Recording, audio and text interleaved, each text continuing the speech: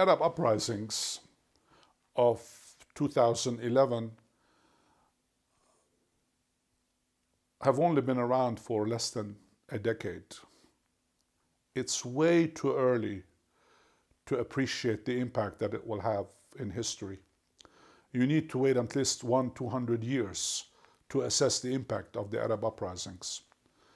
Whether it is good or bad for both Muslims and Christians is for history to tell. But as an observer of the Arab world, I am always encouraged when I see individuals clamoring for liberty.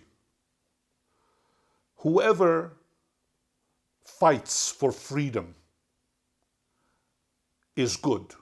That by definition is good not just for Christians, but also it's good for Muslims.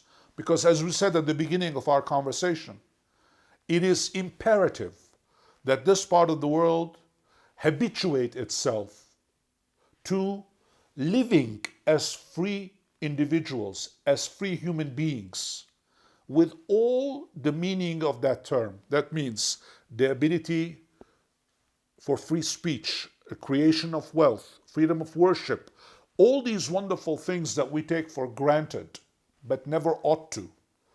All of these things that are critical, these cannot but be good.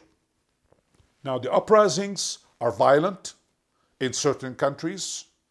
They have seen regimes collapse. Others will follow. And every time there is violence, minorities, especially Christian minorities in the Arab world, suffer disproportionately much more because they are minorities. And minorities are easy targets wherever they are in the world. And in this part of the world, there is no exception. Therefore, in the short term, the uprisings cannot be good for minorities. But over the long term, it is very critical. Hopefully, there will be Christians in the Middle East in the next 1,000, 2,000 years. I am not particularly optimistic about that, but I am a hopeful individual, and I want to believe that the majority Muslims will be wise enough to appreciate the vital role that Christians can play and are playing in this part of the world. Unless the Muslims understand that, then obviously there is no future for Christianity in this part of the world. I think a number of Muslim leaders understand that.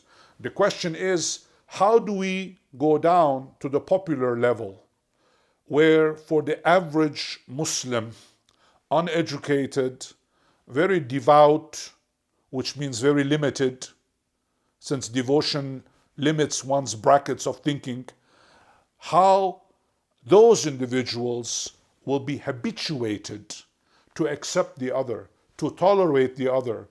And in doing so, that is, in accepting the other, in tolerating the other, they themselves grow into free human beings. That's easier said than done. I know that. So the spring, the uprisings, the Arab Spring, the uprisings that are occurring now can perhaps lead one into that direction. Will they? Time will tell. I have no crystal ball to know exactly what's going to happen, but I don't think that people should be impatient. We have to wait very patiently, maybe 50 years, maybe 100 years, maybe more.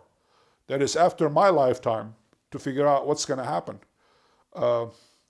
Sometimes we are very impatient, especially nowadays in the Facebook era. We want everything to be solved yesterday, but these things take a long time since societies move very slowly. Social culture is the slowest moving animal on this earth.